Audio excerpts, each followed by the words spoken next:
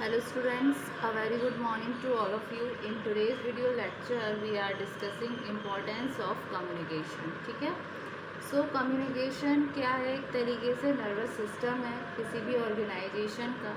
ये कोऑर्डिनेट करती है एफर्ट्स को मेंबर्स के टूवर्ड्स अचीविंग ऑर्गेनाइजेशनल ऑब्जेक्टिव। ठीक है, ये एक प्रोसेस है जो इन्फ्लुएंस करती है एक्शन को पीपल के यानी कि इंडिविजुअल या फिर ग्रुप में। तो इसीलिए क्या इम्पॉर्टेंट है, अगर ऑर्गेनाइजेशनल कॉन्टेक्स्ट में देखें against this scenario meaning and significance of communication, तो कुछ पॉइंट्स के थ्रू हम इसको डिस्कस करेंगे। सबसे पहला पॉइंट आता है इम्पॉर्टेंस ऑफ कम्युनिकेशन में, इट्स फैसिलिटेट्स प्लानिंग। ठीक है, ये क्या करती है? फैसिलिटेट करती है प्लानिंग को। सो हम कह सकते हैं first point, facilitates planning. Facilitates कैसे? क्योंकि इसमें क्या होता है, कम्युनिकेशन में जो एग्जीक्यूटिव होते हैं वो पार्टिसिपेट करते हैं किसी प्लान के अंदर, जो कि एक प्री कंडीशन होती है किसी भी काम को करने के लिए। ठीक है, तो ये सिक्योर्ड किसके थ्रू होती है? जब हम इंटरेक्ट करते हैं अपने स्टाफ से, अपने एम्प्लॉयज़ से, तो कहीं ना कहीं क्या पॉइंट आया कि ये फैसिलिटेट करता है प्लानिंग को, जो कि predetermined course of action है। So participation of executives, participation of executives in planning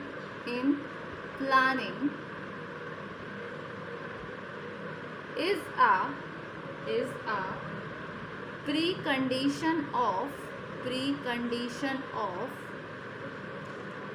precondition for getting the task done.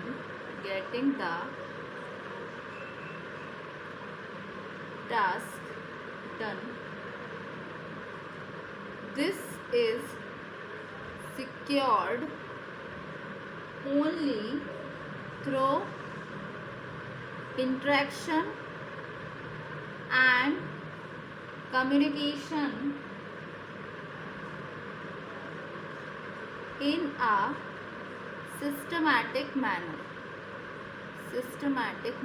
एक पॉइंट ये हो गया। फिर इम्पोर्टेंस ऑफ कम्युनिकेशन में सेकंड पॉइंट आपका आता है कि ये हमारा बेसिस है किसी भी डिसीज़न मेकिंग के लिए। देखिए, कोई भी ऑर्गेनाइजेशन में कोई भी जब डिसीज़न लिया जाता है, चाहे डिसीज़न ऑपरेशनल लेवल पर हो या फिर आपकी कुछ प्लानिंग, कुछ ऐसी बड़ी पॉलिसीज़ आप इम्प्लीमेंट करने वाले हो, तो उसमें आपको कम्युनिकेशन करना ही पड़ता है अपने स्टाफ के साथ।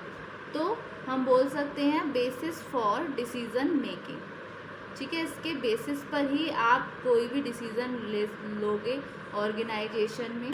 ठीक है, so communication helps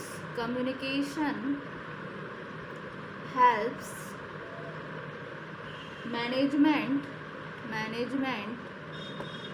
in arriving at vital decisions। अगर क्या होता है, अगर कोई सही तरीके की जानकारी हमें अवेलेबल नहीं है एक प्रॉपर टाइम पर, जहाँ पर due to lack of communication, तो क्या होता है ये उस समय फिर पॉसिबल नहीं हो पाता ऑर्गेनाइजेशन को कि वो करेक्ट डिसीजन ले सके। तो सही समय पर सही जानकारी होनी ज़रूरी है। वो किसके थ्रू होगी? प्रॉपर कम्युनिकेशन के थ्रू। तो इसलिए बोल सकते हैं कि कम्युनिकेशन क्या है? Basis for decision making. फिर नेक्स्ट पॉइंट आपका आता है achieve office coordination.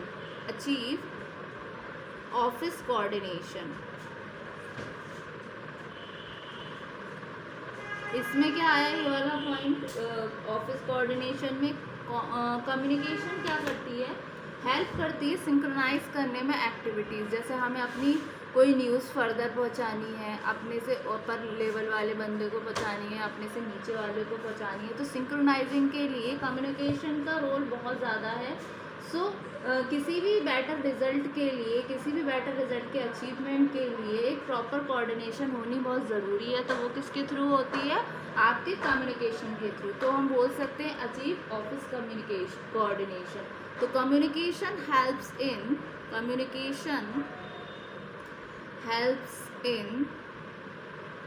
synchronizing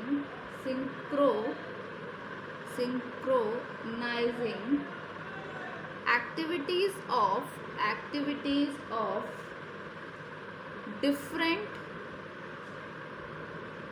individuals and groups to bring about unity of action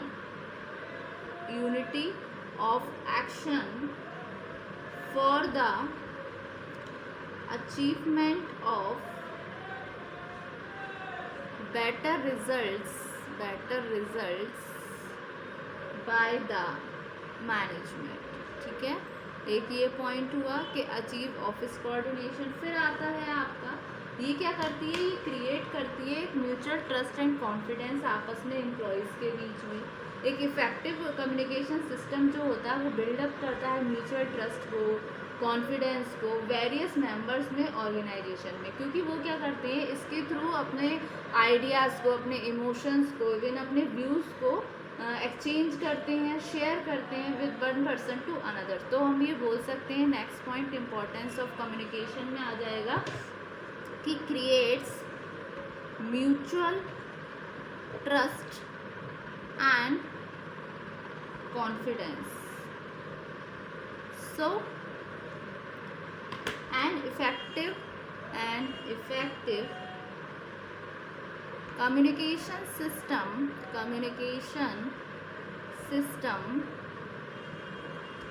can help to build mutual trust and confidence among the various members of the organization by exchanging their ideas, feelings and information with each other। ठीक है, दूसरी तरफ क्या आता है, ये motivation भी है एम्प्लॉयज़ के लिए। कैसे, जैसे लीडर अपनी बात कैसे पहुंचाता है, कैसे उनके विल को, इच्छा को जागृत करता है उनके अंदर, एम्प्लॉयज़ के अंदर, कैसे वो करता है कम्युनिकेशन के थ्रू। तो वो क्या करता है, sharing of information with employees मतलब अपनी बात को शेयर किया एम्प्लॉयज़ के साथ, जिससे कि वो डिज़ायर रिजल्ट तक पहुँच सके जो कंपनी का भी है। ठीक है, helps management to secure their willing cooperation and motivation of employees largely depends upon the effectiveness of communication। ठीक है, एक ये पॉइंट आया। फिर नेक्स्ट एक पॉइंट बोल सकते हैं, ये कम्युनिकेशन जो है ये फैसिलिटेट करती है इफ़ेक्टिव कंट्रोल को, क्योंकि कम्युनिकेशन हेल्प करती है कंट्रोल करने में जो भी इंफॉर्मेशन हम ट्रांसमिट कर रहे हैं about the performance of subordinates to the manager. तो हम बोल सकते हैं फैसिलिटेट इफेक्टिव कंट्रोल। ठीक है, तो communication helps in control by transmitting information about information about the performance of the subordinates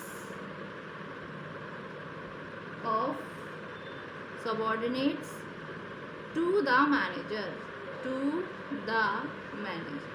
ठीक है। तो ये होता है आपका कम्युनिकेशन की इम्पोर्टेंस। ये कुछ बेसिक पॉइंट है। उसके अलावा जैसे अगर कोई इशू है, कोई कन्वीनियंसी नहीं है एम्प्लॉयज़ को ऑर्गेनाइजेशन में, तो वो कम्युनिकेशन के थ्रू ही अपनी बात अपने हायर एम्प्लॉय तक रखेगा, एम्प्लॉयर पे रखेगा। तो इससे क्या है, अगर कम्युनिकेशन अच्छी हो, एक इफ़ेक्टिव हो, तो क्या होता है, जो इश्यूज़ आने वाले होते हैं, जो बड़ा चल के ग्रीवेंसेस में क्रिएट हो जाएंगे, तो उसको पहले से ही मिनिमाइज़ किया जा सकता है। तो ये भी एक इम्पॉर्टेंस होती है कम्युनिकेशन की, ठीक है। तो वन बाय वन सबसे पहला पॉइंट पढ़ा हमने इम्पोर्टेंस ऑफ कम्युनिकेशन में कि फैसिलिटेट करता है प्लानिंग को।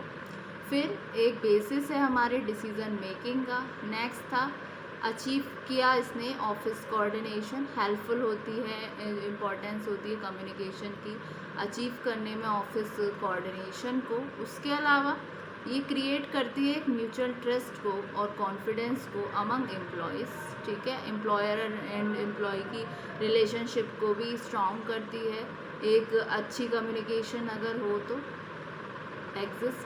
फिर मोटिवेशन ऑफ एम्प्लॉयज़, देन आपका था फैसिलिटेट्स इफ़ेक्टिव कंट्रोल, ठीक है। तो ये थे आपके कुछ importance of communication. Hopes student आज के वीडियो लेक्चर में आपको इतना समझ आया। Thank you so much.